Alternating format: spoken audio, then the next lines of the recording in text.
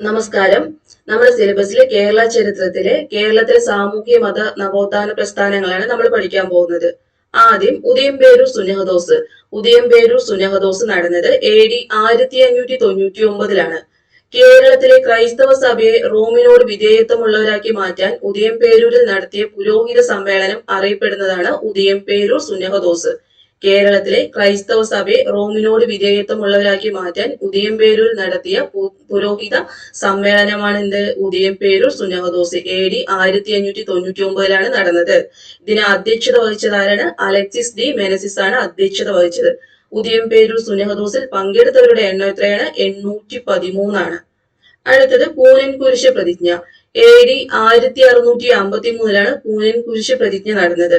ഉദയംപേരൂർ സുന്നഹദോസ് തീരുമാനങ്ങളിൽ കേരളത്തിലെ സുറിയാനി ക്രിസ്ത്യാനികളെ എതിർപ്പ് പ്രകടിപ്പിക്കുകയും മട്ടാഞ്ചേരിയിലെ പഴയ കുരിശിന് മുമ്പിൽ സമ്മേളിക്കുകയും ബിഷപ്പുമാരുടെ തീരുമാനങ്ങൾ അംഗീകരിക്കില്ലെന്ന് പ്രതിജ്ഞ ചെയ്യുകയും ചെയ്തു. ഈ പ്രതിജ്ഞയാണ് പൂനൻ കുരിശ് പ്രതിജ്ഞ. ഉദയംപേരൂർ സുന്നഹദോസ് തീരുമാനങ്ങളിൽ കേരളത്തിലെ സുറിയാനി ക്രിസ്ത്യാനികൾക്ക് എതിർപ്പുണ്ടായിരുന്നു. അവർ മട്ടാഞ്ചേരിയിലെ പഴയ കുരിശിന് മുമ്പിൽ സമ്മേളിക്കുകയും ബിഷപ്പുമാരുടെ തീരുമാനങ്ങൾ അംഗീകരിക്കില്ലെന്ന് പ്രതിജ്ഞ ചെയ്യുകയും ചെയ്തു. ഈ പ്രതിജ്ഞ അറിയപ്പെടുന്ന എന്താണ്? പൂനൻ കുരിശ് പ്രതിജ്ഞ. AD 1653 പൂനൻ കുരിശ് പ്രതിജ്ഞ നടന്നത്.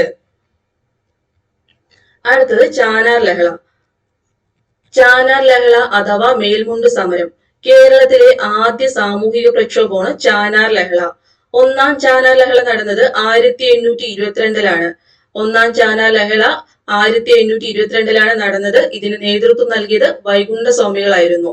1859 ജൂലൈ 26 ഉത്രം തിരുനാൾ മാർത്താണ്ഡവർമ്മ എല്ലാ ജാതിയിൽപ്പെട്ട സ്ത്രീകൾക്കും മേൽമുണ്ട് ധരിക്കാൻ അനുവാദം നൽകിക്കൊണ്ട് വിളംബരം പുറപ്പെടുവിപ്പിച്ചു. ഇത് അറിയപ്പെടുന്നതാണ് ചാനാർ ലഹള അഥവാ മേൽമുണ്ട് സമരം. ക്രിസ്തു മതത്തിലേക്ക് പരിവർത്തനം ചെയ്ത ചാനാർ സ്ത്രീകൾക്ക് കുപ്പായം കൊണ്ട് ശരീരം മറയ്ക്കാൻ അനുവാദം നൽകിയ ദിവാൻ കേണൽ മൺറോയാണ്. 2023 തമിഴ്നാട് സർക്കാർ 200-ാം വാർഷികം ആഘോഷിച്ച കേരളത്തിലെ സാമൂഹിക പ്രക്ഷോഭമാണ് ചാനാർ ലഹള. ഒന്നുകൂടി നോക്കാം. കേരളത്തിലെ ആദ്യത്തെ സാമൂഹിക പ്രക്ഷോഭം ഏതാണ്? ചാനാർ ലഹളയാണ്. ഒന്നാം ചാനാർ ലഹള നടന്ന വർഷം 1822 ഒന്നാം ചാനാർ ലഹള 1822 നേതൃത്വം നൽകിയത് ആരാണ്?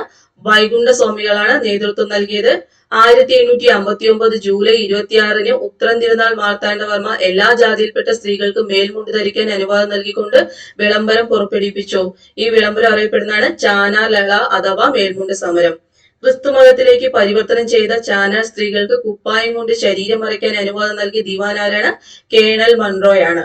2023 തമിഴ്നാട് സർക്കാർ 200-ാം വാർഷികം ആഘോഷിച്ച കേരളത്തിലെ സാമൂഹിക പ്രക്ഷോഭം ഏതെന്ന് ചോദിച്ചാൽ അത് ചാനാർ ലഹളയാണ്. അടുത്തത് അച്ചിപ്പുടവ സമരം, മുക്കുത്തി സമരം. ഇവയ്ക്ക് നേതൃത്വം നൽകിയത് ആരാണ്? ആറാട്ടുപുഴ വേലായുധ പണിക്കരാണ്. അച്ചിപ്പുടവ സമരം നടത്തിയത് മുക്കുത്തി സമരമൊക്കെ നടത്തിയത് ആരാണ്? ആറാട്ടുപുഴ വേലായുധ പണിക്കരാണ്. പ്രഥമ ആറാട്ടുപുഴ വേലായുധ പണിക്കർ അവാർഡ് ലഭിച്ചത് ഗോകുലം ഗോപാലനാണ് ലഭിച്ചത്. 2023 പ്രഥമ ആറാട്ടുപുഴ വേലായുധ പണിക്കർ അവാർഡ് ലഭിച്ചത് ആർക്കാണ്? ഗോകുലം ഗോപാലനാണ് ലഭിച്ചത്. അടുത്തത് Malayali memorial. Malayali memorial 1891 Malayali memorial നടന്നത്. തിരുവിതാംകൂറിൽ രാഷ്ട്രീയ പ്രക്ഷോഭങ്ങൾക്ക് തുടക്കം കുറിക്കുന്നത് 1891 മലയാളി മെമ്മോറിയലോട് കൂടിയാണ്. തിരുവിതാംകൂറിലെ രാഷ്ട്രീയ പ്രക്ഷോഭങ്ങൾക്ക് തുടക്കം കുറിക്കുന്നത് 1891 മലയാളി മെമ്മോറിയലോട് കൂടിയാണ്. തിരുവിതാംകൂറിലെ സർക്കാർ ഉദ്യോഗങ്ങളിൽ തമിഴ് ബ്രാഹ്മണർക്കായിരുന്നു അമിത പ്രാധാന്യം നൽകിയിട്ടുണ്ടായിരുന്നത്. തിരുവിതാംകൂറിൽ ഉയർന്ന ഔദ്യോഗിക സ്ഥാനങ്ങളിൽ മലയാളികൾക്കും പ്രാധാന്യം വേണമെന്ന് ആവശ്യമായി 1891 ജനുവരി 1 10,028 പേർ ഒപ്പിട്ട് അന്നത്തെ മഹാരാജാവിന് നൽകിയ നിവേദനമാണ് മലയാളി മെമ്മോറിയൽ എന്നറിയപ്പെടുന്നത്. തിരുവിതാംകൂറിൽ ഉയർന്ന ഔദ്യോഗിക സ്ഥാനങ്ങളിൽ മലയാളികൾക്ക് പ്രാധാന്യം വേണമെന്ന ആവശ്യവുമായി 1891 ജനുവരി 1 10,028 പേർ ഒപ്പിട്ട് അന്നത്തെ മഹാരാജാവിന് നൽകിയ നിവേദനം അറിയപ്പെടുന്നതാണ് മലയാളി മെമ്മോറിയൽ. മലയാളി മെമ്മോറിയൽ സമർപ്പിച്ചത് ആർക്കാണ്? ശ്രീമൂലം തിരുനാളിനാണ് മലയാളി മെമ്മോറിയൽ സമർപ്പിച്ചത്. മലയാളി മെമ്മോറിയൽ സമർപ്പിക്കുമ്പോൾ ആ സമയത്ത് ദിവാൻ ആരായിരുന്നു? ടി രാമറാവു ആണ് ദിവാന്. മലയാളി മെമ്മോറിയലിന് നേതൃത്വം നൽകിയത് ബാരിസ്റ്റർ GP പിള്ളയാണ്. മലയാളി മെമ്മോറിയൽ സമർപ്പിച്ചത് ശ്രീമൂലം തിരുനാളിനാണ്. ശ്രീമൂലം തിരുനാളിന് മലയാളി മെമ്മോറിയൽ സമർപ്പിക്കുമ്പോൾ ദിവാനായിരുന്നു ടി രാമറാവു. മലയാളി മെമ്മോറിയലിന് നേതൃത്വം നൽകിയതാരാണ്? ബാരിസ്റ്റർ GP പിള്ളയാണ്. മലയാളി മെമ്മോറിയലിന്റെ ലക്ഷ്യം എന്തായിരുന്നു? ഉന്നത ജോലികൾ തദ്ദേശീയർക്ക് നൽകുക എന്നതായിരുന്നു. ഉന്നത ജോലികൾ തദ്ദേശീയർക്ക് നൽകുക എന്നതായിരുന്നു മലയാളി മെമ്മോറിയലിന്റെ ലക്ഷ്യം. മലയാളി മെമ്മോറിയൽ ആദ്യം ഒപ്പുവെച്ചത് KP ശങ്കരമേനോനാണ്. രണ്ടാമതായി ഒപ്പുവെച്ചത് GP പിള്ളയാണ്. മൂന്നാമതായിട്ട് ഒപ്പുവെച്ച് ഡോക്ടർ പൽപു. ഒന്നുകൂടി പറയാം. മലയാളി മെമ്മോറിയൽ ആദ്യം ഒപ്പുവെച്ചതാരാണ്? KP ശങ്കരമേനോനാണ്. രണ്ടാമതായി ഒപ്പുവെച്ചതാരാണ്? GP പിള്ളയാണ്. മൂന്നാമതായിട്ട് ഒപ്പുവെച്ചത് ഡോക്ടർ പൽപു ആണ് മൂന്നാമതായിട്ട് ഒപ്പുവെച്ചത്. മലയാളി മെമ്മോറിയൽ തയ്യാറാക്കാൻ നിയമസഹായം നൽകിയ വ്യക്തി നോർട്ടൺ ആണ്. മലയാളി മെമ്മോറിയൽ തയ്യാറാക്കാൻ നിയമസഹായം നൽകിയ വ്യക്തി ആരെന്ന് ചോദിച്ചാൽ നോർട്ടൺ. മലയാളി മെമ്മോറിയലിന് പിന്നിൽ പ്രവർത്തിച്ച സാഹിത്യകാരൻ ആരാണ്? CV രാമൻപിള്ളയാണ്. മലയാളി മെമ്മോറിയലിന് പിന്നിൽ പ്രവർത്തിച്ച സാഹിത്യകാരൻ ആരാണ്? CV രാമൻപിള്ള. മലയാളി മെമ്മോറിയലിനെ കുറിച്ച് CV രാമൻപിള്ള എഡിറ്റോറിയൽ എഴുതിയ പത്രം ഏതാണ്?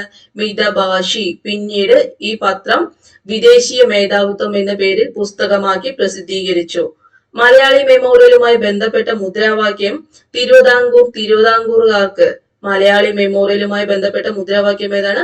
തിരുവിതാംകൂറുകാർക്ക്. തിരുവിതാംകൂറുകാർക്ക് എന്ന ലഘുലേഖ എഴുതിയത് GP പിള്ളയാണ്. തിരുവിതാംകൂറുകാർക്ക് എന്ന ലഘുലേഖ എഴുതിയത് ആരാണ്? GP പിള്ള.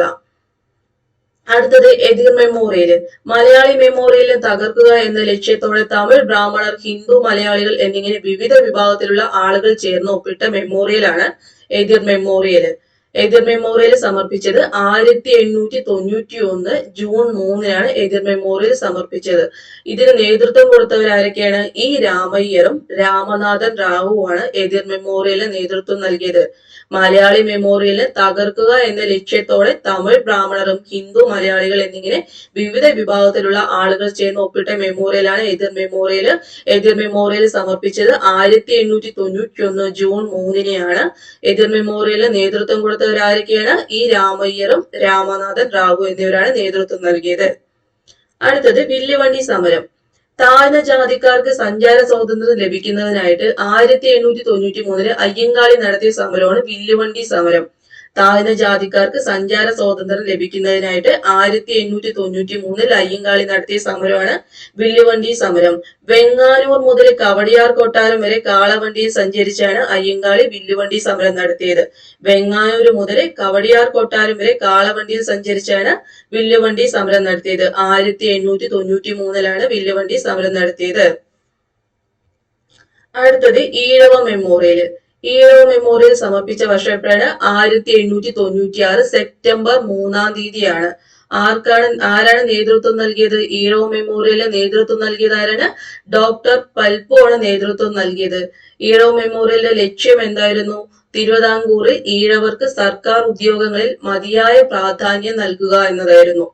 ഈഴവ മെമ്മോറിയൽ സമർപ്പിച്ചത് 1896 സെപ്റ്റംബർ 3-ആണ്. നേതൃത്വം നൽകിയത് ഡോക്ടർ പൽപു ആണ് നേതൃത്വം നൽകിയത്. ലക്ഷ്യം എന്തായിരുന്നു? തിരുവിതാംകൂറിൽ ഈഴവർക്ക് സർക്കാർ ഉദ്യോഗങ്ങളിൽ മതിയായ പ്രാധാന്യം നൽകുക എന്നതായിരുന്നു ഈഴവ മെമ്മോറിയലിന്റെ ലക്ഷ്യം. ആർക്കാണ് സമർപ്പിച്ചത്? ശ്രീമൂലം തിരുനാളിനാണ് ഈഴവ മെമ്മോറിയൽ സമർപ്പിച്ചത്. ഇത് സമർപ്പിക്കുമ്പോൾ ഈ സമയത്ത് ദിവാനായിരുന്നു ശങ്കര സുബ്ബയ്യ. ആരായിരുന്നു ദിവാന്? ശങ്കര സുബ്ബയ്യ ആയിരുന്നു ദിവാന്. ഒപ്പുവെച്ച് എത്ര പേരാണ് ഒപ്പുവെച്ചത്? 13,176 പേരാണ് ഈഴവ മെമ്മോറിയൽ ഒപ്പുവെച്ചത്. ഈഴവ മെമ്മോറിയലിൽ ഒപ്പുവെച്ചവരുടെ എണ്ണം എത്രയാണ്? 13,176 പേര് ഒപ്പുവെച്ചു. ഒന്നുകൂടി പറയാം. 1896 സെപ്റ്റംബർ 3-ആണ് ഈഴവ മെമ്മോറിയൽ സമർപ്പിച്ചത്. ശ്രീമൂലം തിരുനാളിനാണ് സമർപ്പിച്ചത്. ഈ സമയത്ത് ദിവാൻ ശങ്കര സുബ്ബയ്യ ആയിരുന്നു. ഈഴവ മെമ്മോറിയലിന് നേതൃത്വം നൽകിയത് ഡോക്ടർ പൽപു ആണ്. ലക്ഷ്യം തിരുവിതാംകൂറിൽ ഈഴവർക്ക് സർക്കാർ ഉദ്യോഗങ്ങളിൽ മതിയായ പ്രാധാന്യം നൽകുക എന്നതായിരുന്നു. ഈഴവ മെമ്മോറിയലിൽ ഒപ്പുവെച്ചവരുടെ എണ്ണം 13,176 പേരാണ് ഒപ്പുവെച്ചത്. രണ്ടാം ഈഴവ മെമ്മോറിയൽ സമർപ്പിക്കപ്പെട്ട വർഷം 1900. രണ്ടാം ഈഴവ മെമ്മോറിയൽ സമർപ്പിച്ചത് എപ്പോഴാണ്? 1900-ലാണ് സമർപ്പിച്ചത്. രണ്ടാം ഈഴവ മെമ്മോറിയൽ സമർപ്പിച്ചത് ആർക്കാണ്? കഴ്സൺ പ്രഭുവിനാണ്. രണ്ടാം ഈഴവ മെമ്മോറിയൽ ആർക്കാണ് സമർപ്പിച്ചത്? കഴ്സൺ പ്രഭുവിനാണ്. എല്ലാവർക്കും എന്റെ ക്ലാസ് ഇഷ്ടമെങ്കിൽ ലൈക്ക് ചെയ്യുക, ഷെയർ ചെയ്യുക, സബ്സ്ക്രൈബ് ചെയ്യുക.